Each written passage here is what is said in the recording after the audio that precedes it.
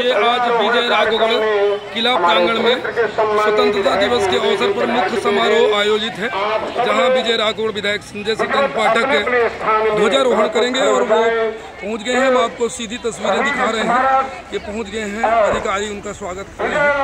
और ये किला 1857 की क्रांति का आगाज करने की शुरुआत को हमें याद दिलाता है और हम आज याद करना चाहते हैं स्वर्गीय दाऊजी श्री सत्येंद्र पाठक जी को, जिन्होंने ये परंपरा लाई है, जिन्होंने ये परंपरा डाली है कि हम किला से ही ध्वजारोहण प्रारंभ करेंगे। आइए उसी कड़ी को आगे बढ़ाते हुए आज 77वां ध्वजोत्तोलन का कार्यक्रम, जिसके लिए हमारे क्षेत्र के सम्मानीय विधायक महोदय श्री संजय सत्येंद्र पाठक जी किला की ओर सदल बल और पुलिस के अधिकारियों के बीच में अपने आप को घेरे हुए और सम्मान के साथ में यहाँ पर चलते हुए आ रहे हैं। ध्वजारोहण होगा, ध्वजारोहण के बाद ध्वज को सलामी होगी। पुलिस के सशस्त्र जवान यहाँ पर तैनात हैं जो ध्वज को सलामी देंगे। ध्वज सलामी के बाद राष्ट्रगान होगा और राष्ट्रगान के बाद माननीय मुख्यमंत्री जी के संदेश का वाचन हमारे क्षेत्र के विधायक जी के श्रीमुख से संपन्न होगा।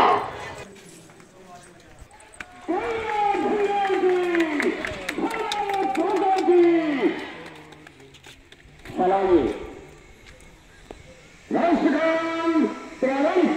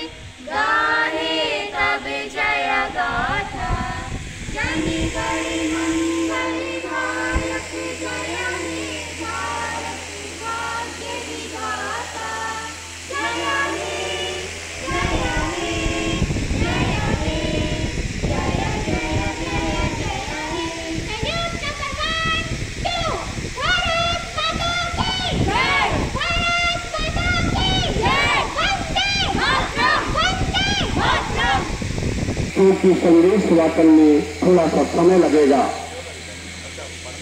पढ़ने में टाइम लग सकता है। अब तो आप व्यवस्थित बैठ जाएं।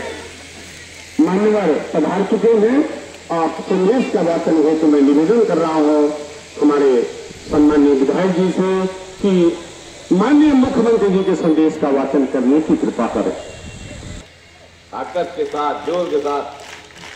भारत माता की, भारत माता की, वंदे वंदे वंदे वंदे वंदे, भारत माता की। स्वतंत्रता सेनानी, स्वतंत्रता सेनानी राजा सरजू प्रसाद, राजा सरजू प्रसाद। अब मैं मध्य प्रदेश के सम्माननीय मुख्यमंत्री आदरणीय शिवराज सिंह चौहान जी का संदेश का वाचन आप लोगों के समक्ष करता हूं।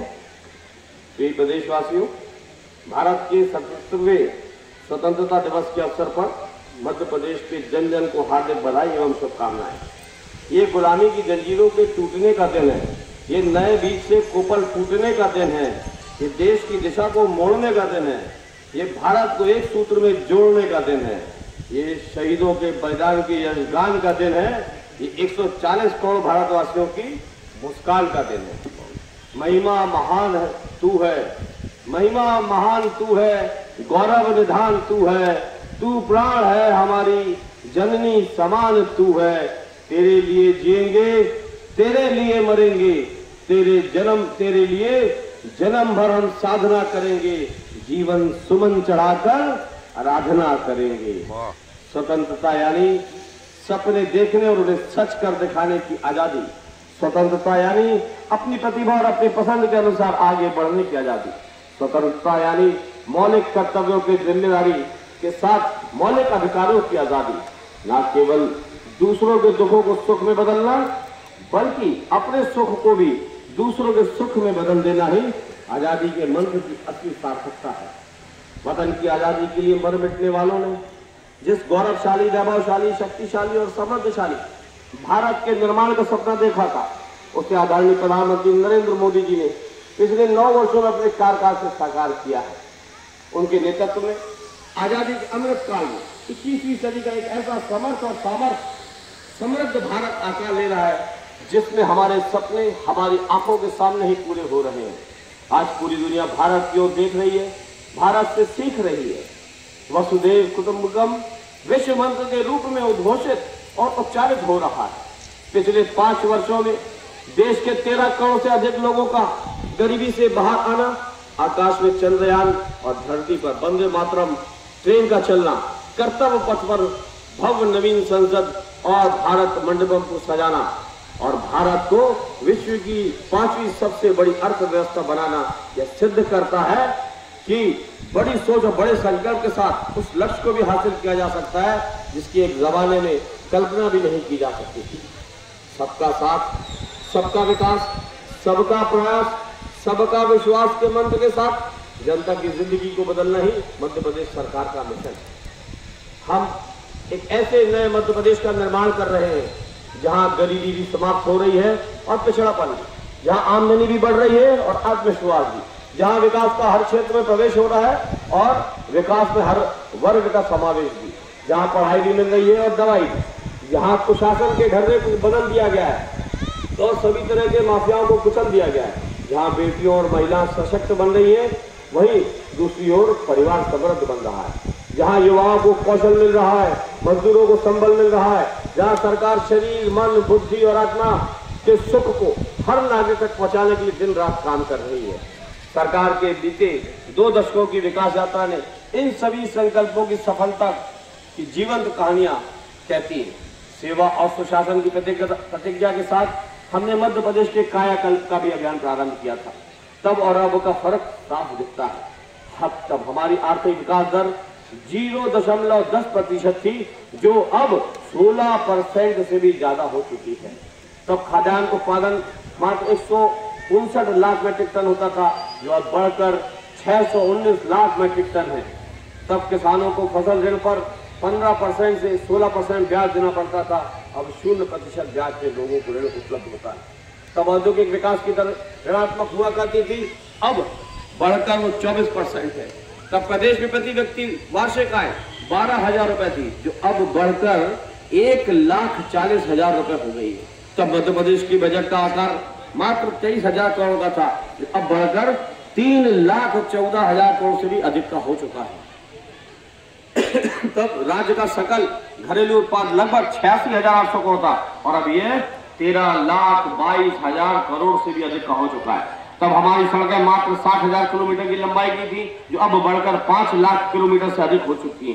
तब हमारी ऊर्जा की क्षमता, बिजली की क्षमता 5,000 मेगावाट थी, जो बढ़कर 29,000 मेगावाट से अधिक हो गई है। तब हमारी सिंचाई की क्षमता मात्र 7,68,000 हेक्टेयर थी, जो बढ़कर 47 लाख हेक्टेयर से भी अधिक हो चुकी है। तब मात्र मृत्यु दर 379% प्रति लाख थी, जो अब घटकर 173 प्रति लाख रह गई है। इसी प्रकार शिशु मृत्यु दर 82 प्रति हजार से घटकर 83 प्रति हजार हो गई है।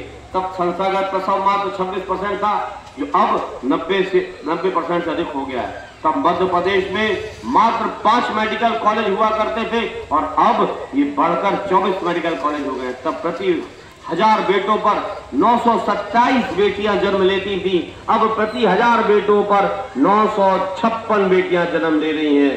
तब खस्ता हाल सड़कें, बिजली की आंख में चोली, सिंचाई के अभाव में सूखी फसलें, बीमारूपन मध्य प्रदेश की पहचान था। और अब प्रवासी भारतीय सम्मेलन, G20 की बैठकें, खेलो India youth games, global investment summit, international literature festival जैसे भव्य आयोजनों से मध्य प्रदेश की छवि देश और दुनिया में उज्जवल हुई है। आज गेहूं निर्यात में मध्य प्रदेश नंबर 1 राज्य है भारत का।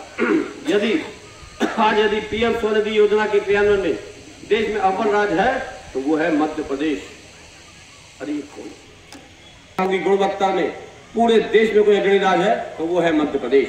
एग्रीकल्चर इंफ्रास्ट्रक्चर फंड, प्रधानमंत्री मातृ वंदना योजना, सिंचाई प्रबंधन, राष्ट्रीय पशुधन मिशन, राष्ट्रीय गोकुल मिशन, मत्स्य उत्पादन एवं प्रबंधन, मिलेट प्रोत्साहन, नशा मुक्ति, स्वच्छता जैसे अनेक महत्वपूर्ण कार्यक्रमों में मध्य प्रदेश लगातार देश में अग्रणी बना हुआ है।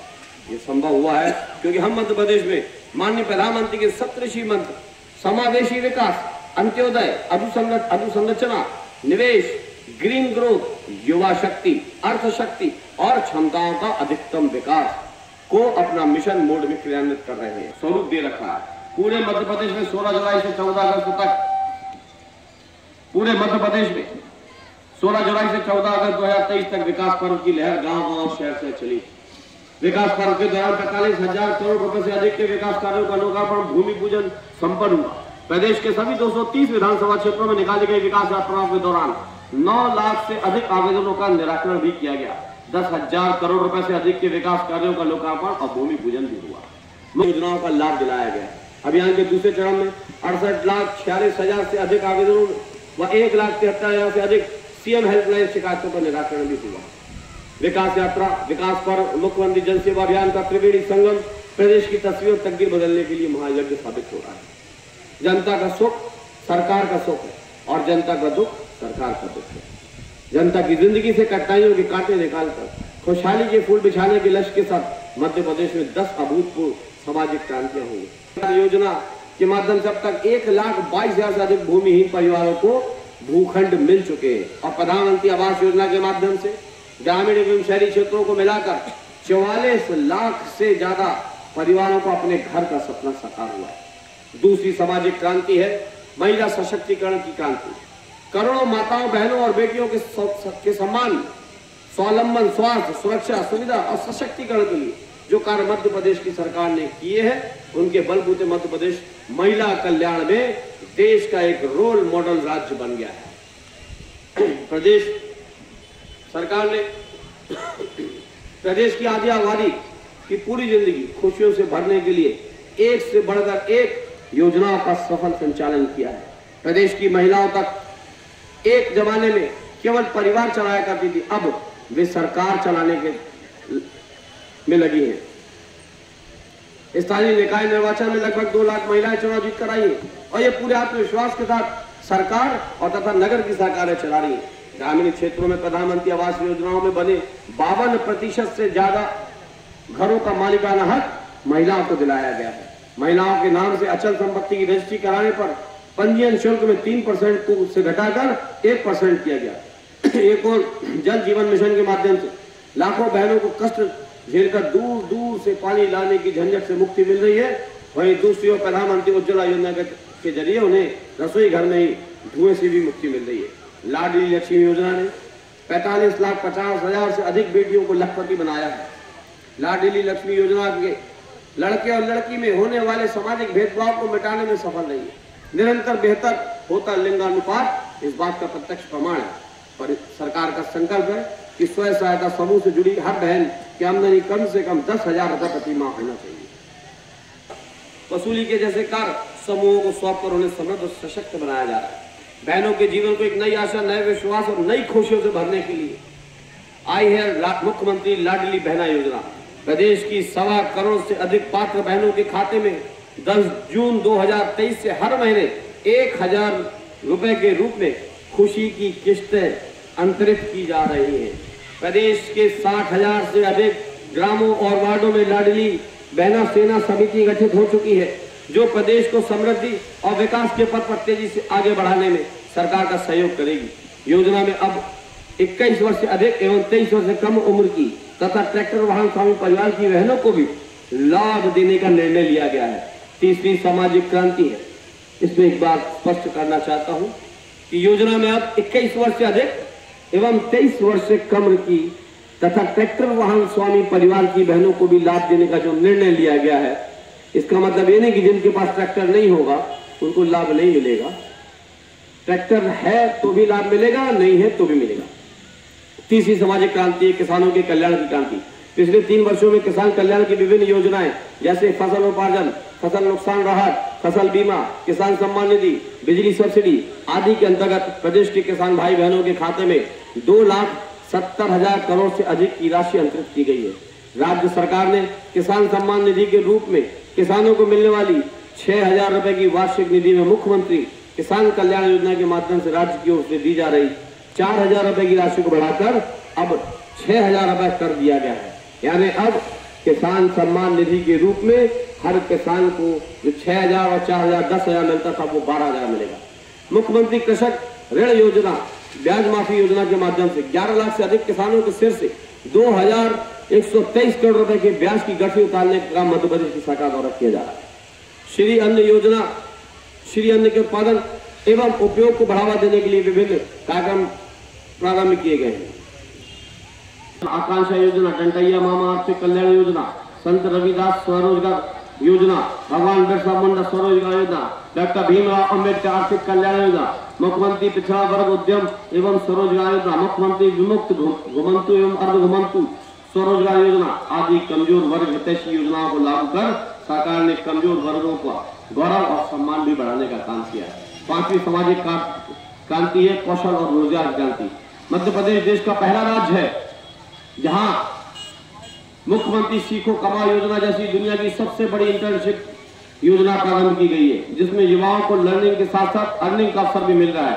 रोजगार दिवस के माध्यम से प्रति माह औसतन 3 लाख से ज्यादा लोगों को स्वरोजगार के लिए 1,800 करोड़ रुपए से अधिक के ऋण वितरित किए गए हैं। भोपाल में संत Ravidas global park skill park इसी वर्ष प्रारंभ हो जाएगा, जिसमें 6,000 युवा प्रति वर्ष अंतर्राष्ट्रीय स्तर का कौशल प्रशिक्षण प्राप्त करेंगे। 6वीं क्रांति है गरीब कल्याण की क्रांति। गरीबों का आंसू पोंछना और उनके दुख दर्द दूर करना सरकार के लिए ईश्वर की आराधना के समान है। नीति आयोग द्वारा हाल ही में जारी की गई रिपोर्ट के अनुसार मध्य प्रदेश के 1,36,00,000 से अधिक लोग गरीबी से मुक्त हुए। यह गरीबों के कल्याण के लिए राज्य सरकार द्वारा युद्ध स्तर पर किए जा रहे प्रयासों का ही सुखद परिणाम है। सरकार के जन कल्याणकारी लक्ष्यों की पूर्ति समाज की सक्रिय भागीदारी से ही संभावित हो सकती है। विभिन्न वर्गों की पंचायतों और महापंचायतों का आयोजन, कोरोना नियंत्रण एवं प्रबंधन, योग से निरोग के कार्यक्रम, अंकुर कार्यक्रम, एडॉप्ट एंड आंगनवाड़ी अभियान, बजट निर्माण, ऊर्जा साक्षरता अभियान, आनंद उत्सव, स्वच्छता, जल संरक्षण और एवं ग्राम गौरव दिवस तथा नगर गौरव दिवस जैसे आयोजनों में जनता द्वारा ऊर्जा, उमंग, उत्साह और उल्लास के साथ भागीदारी की गई है। प्रशासन के लाभों को जन जन तक पहुंचाने का काम कर रही है। मध्य प्रदेश पर की धरती पर 10 सामाजिक क्रांतियां ऐसी घटित हो सकी, क्योंकि इन सभी क्रांतियों का केंद्र बिंदु सदैव प्रदेश की 8.5 करोड़ जनता ही रही है। प्रदेश के चहुमुखी विकास का पूरा श्रेय उन हितग्राहियों को दिया जाता है जिन्होंने योजनाओं का लाभ लेकर न केवल स्वयं की बल्कि अधिक हो गई है। प्रदेश में 1 लाख किलोमीटर की नई सड़कों का जाल बिछा दिया गया है। सभी जिला मुख्यालयों को 4 लेन सड़कों से जोड़ा जाएगा।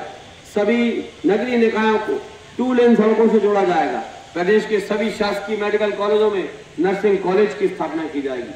हर विकास खंड मुख्यालय पर कम से कम 30 बिस्तरी सर्व सुविधा युक्त अस्पताल की सुविधा मिलेगी। मातृ मृत्यु दर को घटाकर 100 प्रति लाख तक और शिशु मृत्यु दर को घटाकर 35,000 प्रति लाख तक लाया जाएगा। मध्य प्रदेश में कुपोषण के कलंक को पूरी तरह से मिटा दिया जाएगा। तब 25,000 रिक्त पद भरे जाएंगे। प्रदेश के 45,000 आंगनबाड़ी केंद्रों को प्री प्राइमरी स्कूल के रूप में विकसित किया जाएगा। प्रदेश विकास खंड में कम से कम 1 सरकारी कॉलेज होगा ताकि विद्यार्थियों को अपने घर के नजदीकी शिक्षा प्राप्त हो सके। प्रत्येक जिले में 1 कॉलेज को उत्कृष्ट कॉलेज के रूप में उन्नत किया जाएगा। स्वयं सहायता महिला स्व सहायता समूह की सदस्य संख्या वर्तमान में 53 लाख से बढ़ाकर 65 लाख और महिला स्वयं सहायता समूह की संख्या को वर्तमान की 4,20,000 से बढ़ाकर 5,10,000 किया जाएगा। दृढ़ संकल्पित हृदय आज है भारत नया बनाने को, भारत माँ के लाल अटल है नई गौरव गाथा गाने को। माननीय प्रधानमंत्री जी के नेतृत्व और मार्गदर्शन में दिनांक 9 अगस्त से 15 अगस्त 2023 तक मेरी माटी को नमन, वीरों को वंदन के प्रतीक मेरी माटी मेरा देश अभियान पूरे देश में उत्साह, उमंग, ऊर्जा और उल्लास के साथ गतिमान रहा है। इस अद्भुत अभियान करोड़ों प्रदेशवासी जुड़े और शिलाफलक लोकार्पण, पंच प्रण की प्रतिज्ञा, वसुधा वंदन, वीरों का वंदन, राष्ट्रध्वज फहराना, राष्ट्रगान का गायन, हर घर तिरंगा, वृक्षारोपण जैसी गतिविधियों के साथ देशभक्ति की भावना से ओत-पोत होकर भारत माता की आराधना का पर्व धूमधाम से मनाया गया। तो आइए राष्ट्रभक्ति के इस भाव को आगे बढ़ाते हुए हम सब मिलकर स्वतंत्रता दिवस के इस मंगलमय अवसर पर मध्य प्रदेश को सुख, समृद्धशाली और समावेशी विकास की आकाशीय ऊंचाइयों पर ले जाने का प्रण ले और सब मिलकर साथ बोले, भारत माता की, भारत माता की जय हिंद, जय हिंद, जय मध्य प्रदेश। धन्यवाद।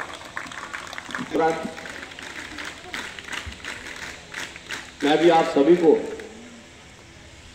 आज इस हमारे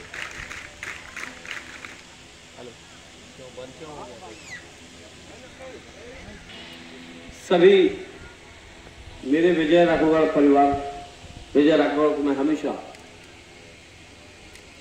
अपना घर मानता रहा हूं। इस विधानसभा क्षेत्र को कभी कोई राजनीति की भूमि नहीं माना।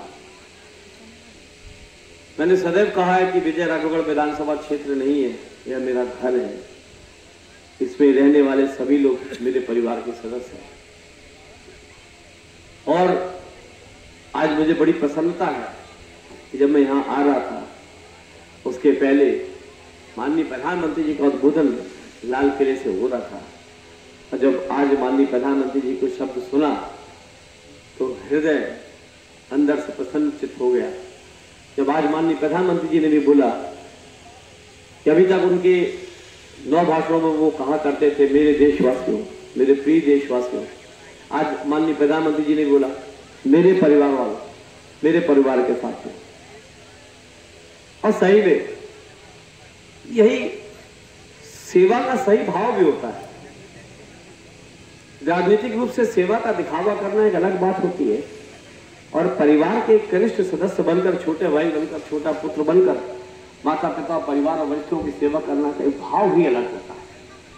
वही व्यक्ति सच्ची ईमानदारी से सेवा कर सकता है, विकास कर सकता है, क्षेत्र को, लोगों को, परिवार को, प्रदेश को, क्षेत्र को, राष्ट्र को आगे ले जा सकता है, जो परिवार भाव के साथ लोगों को अपने परिवार का सदस्य मानते हुए सेवा करता है। और आज माननीय प्रधानमंत्री जी ने भी यही भाव प्रदर्शित किए पूरे विश्व के सामने कि भारत मेरा एक घर है और भारत में रहने वाले सभी लोग मेरे परिवार हैं और मैं उनका सेवक हूं। आज यही जो 2008 से मैं करता आ रहा हूं कि मैंने कभी विजय राघवगढ़ विधानसभा क्षेत्र को अपना कोई राजनीतिक अखाड़ा या राजनीतिक क्षेत्र नहीं माना। मैंने सदैव कहा है, मेरे 10-20 साल के अंदर, 15 साल, 18 साल, जितने साल से भी मैं बोल रहा हूं यहाँ पे, मेरे भाषण भी नहीं देता हूं। कभी कोई बोल नहीं पाता कि मैं भाषण से, कहते भैया बात कर रहे हैं। तो अपने संबोधन में, आपके बीच चर्चा में मैंने पिछले 10-20 सालों में हमेशा यही कहा है कि मुझे विधायक जी, मंत्री जी मत बोला करो। और कोई नहीं बोलता, लोगों ने आदत डाल ली, सब भैया बोलते हैं, क्योंकि विधायक तो एक पद है सेवा करने के लिए, लेकिन भैया तो एक भाव है परिवार के अंदर रखने का। और अगर तुम छोटा भाई या परिवार का सदस्य मानोगे तो तुमको लगेगा कि भैया हमारी ज्यादा अच्छी सेवा कर रहे हैं। और मुझे भी इस बात का पूरे समय एहसास रहेगा, एक जिम्मेदारी रहेगी, एक जवाबदारी रहेगी कि मेरे बुजुर्ग ने मुझे बेटा माना है, मेरी माँ ने मुझे पुत्र स्वरूप देखा है। नौजवान भैया बोलते हैं, इनकी उम्मीदों को, इनकी आशाओं को पूर्ण करना है, पूरी जिम्मेदारी के साथ, पूरी जवाबदारी के साथ, परिवार भाव के साथ। और इसीलिए मैं परिवार भाव के रूप में इस क्षेत्र में सेवा करता हूं। चुनावी वर्ष, आपको अपना निर्णय लेना है, आप स्वतंत्र हैं, लेकिन निर्णय लेते समय राष्ट्र सर्वोपरि होना चाहिए। निर्णय लेते समय प्रदेश सर्वोपरि होना चाहिए। निर्णय लेते समय क्षेत्र सर्वोपरि होना। निर्णय लेते समय भविष्य, आने वाला कल, आपके आने वाले बच्चों के भविष्य और आने वाली पीढ़ियों को लिए निर्णय होना चाहिए। ये नहीं होना चाहिए कि हम किसी दबाव में, किसी जातिगत समीकरण में, किसी राजनीतिक दल के चक्कर में उलझ के नहीं। कहां पे परिवार का भविष्य सुरक्षित है, कहां बच्चों का आगे आने वाला कल सुरक्षित है, कहां क्षेत्र का विकास सुरक्षित है, कहां आने वाले समय में जिले का विकास, प्रदेश का विकास और राष्ट्र का विकास और राष्ट्र हित सुरक्षित है, वहां निर्णय लीजिएगा।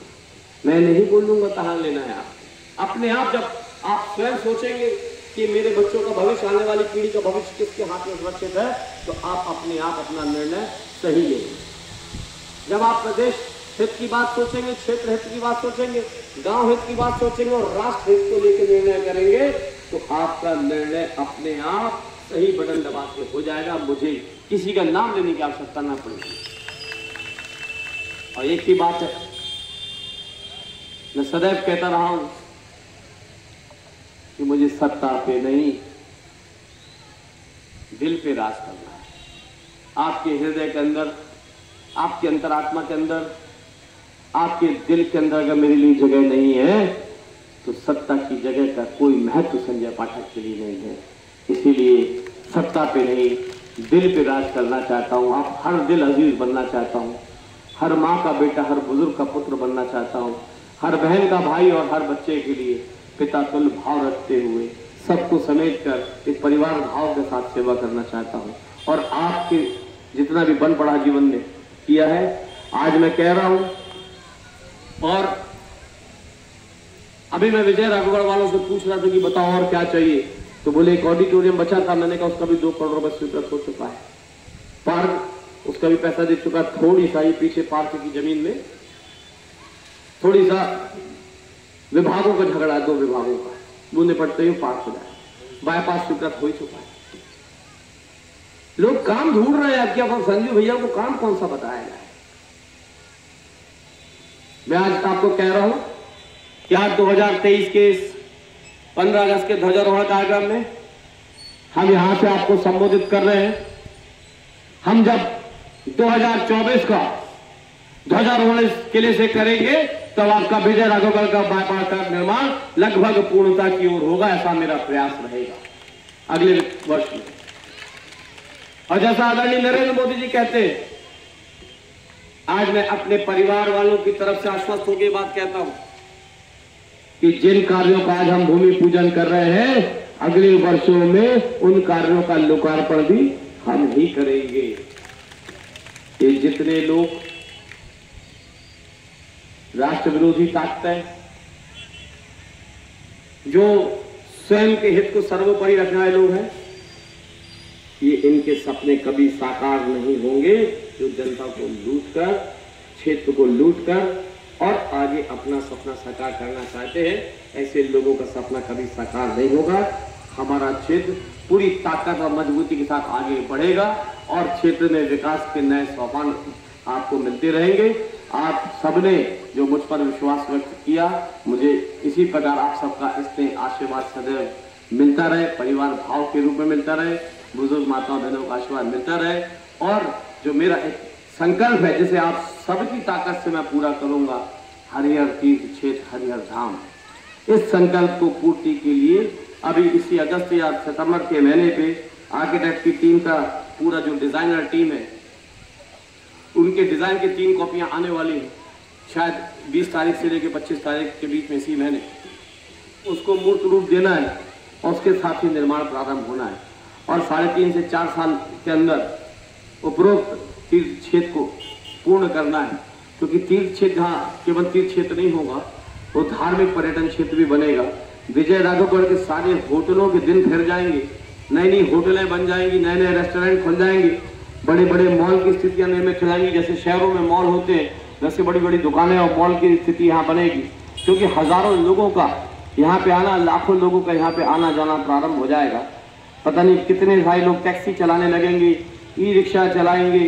लोग यहाँ पर दुनिया भर के लॉज, रिसोर्ट, होटल, रेस्टोरेंट, ढाबे सही फूल माला की दुकान हो, चाहे फल प्रसादी की दुकान हो, चाहे वो इलेक्ट्रिक की दुकान हो, चाहे वो गाड़ी रिपेयरिंग की दुकान हो, विभिन्न प्रकार के रोजगार के स्वरोजगार के संसाधन उपलब्ध होंगे। इसलिए मेरे जो ये संकल्प है, मेरा जो ये संकल्प है, हरिहर तीर्थ का जो आप लोगों की ताकत और क्षमता के बलबूते पे लिया हुआ संकल्प है, इसको पूर्ण कराने में आप सभी का सहयोग और आशीर्वाद मिलेगा। मैं एक बार फिर से अपने परम पूज्य बाबूजी को, जिनको कल भी मैंने श्रद्धांजलि दी थी, आज भी श्रद्धांजलि देता हूं। आज अगर मैं कुछ कर पा रहा हूं तो परम पूज्य बाबूजी इस क्षेत्र के आपके सबसे लाडले विधायक जो रहे, सबसे प्रिय विधायक जो रहे, ऐसा मेरा भी मानना, क्षेत्र वालों का भी मानना होगा कि जितने आदरणीय, जितने पूजनीय, जितने प्रिय, जितने लाडले, जितने अपनत्व घरों के साथ लोगों की सेवा करने वाले विधायक हमारे परम पूज्य पिताजी बाबूजी सत्येंद्र पाठक जी रहे। मैं नहीं समझता कि मैंने कभी किसी को इस प्रकार का आदर और सम्मान के साथ कार्य करते देखा होगा। मैं उनको आज इस किले की प्राचीर से श्रद्धांजलि व्यक्त करता हूं, उनके श्री चरणों पर नमन करता हूं। उन्होंने मुझे आपकी सेवा के लिए यहाँ पे छोड़ के गए थे। मैं उनकी आत्मा को कभी भी दुखित होने का अवसर नहीं दूंगा। इस क्षेत्र की सेवा में, इस क्षेत्र के लोगों के सम्मान में कभी कोई कमी नहीं होने दूंगा। आज इस किले में राजा सरजू प्रसाद जी को अपनी श्रद्धांजलि व्यक्त करता हूं और अपने नौजवानों से कहना चाहता हूं कि 21 वर्ष की उम्र में हमारे विजय राघवगढ़ के राजा अगर अंग्रेजों से लड़ते हुए शहीद हुए थे, तो हमको भी बुराइयों से लड़ना है, भ्रष्टाचार से लड़ना है। क्योंकि अब तो अंग्रेज नहीं है, मुगल नहीं है, लेकिन बुराइयां है तो भ्रष्टाचार की बुराइयां हैं, बुराइयां हैं तो नशे की बुराइयां हैं। इस नशे की बुराइयों से भी लड़ना है और जीतना है। ना गुटखा खाएंगे, ना सिगरेट बीड़ी पिएंगे, ना किसी अन्य प्रकार का शराब सहित किसी अन्य प्रकार का नशा करेंगे। ये भी एक अपने आप में परतंत्रता की बड़ी निशानी है, किसी भी नशे के आगोश में आके और उसके मकड़जाल में फंस जाना। तो युवाओं से चाहेंगे कि आप लोग भी नशा मुक्ति उससे दूर रहे, नशों से दूर रहे विभिन्न प्रकार के। और जिस प्रकार राजा सरजू प्रसाद ने देश के लिए, विजय राघवगढ़ के लिए अपने प्राणों की आहुति दी, उस प्रकार हम अपने बुद्धि से उनकी आहुति दें। जो बुरे कर्म है, जो बुरी सोच है, जो बुरे आचरण है या कोई बुरा शौक है। आप सबको स्वतंत्रता दिवस की बहुत बहुत शुभकामनाएं और बधाई देता हूं। बहुत बहुत धन्यवाद। भारत माता की। भारत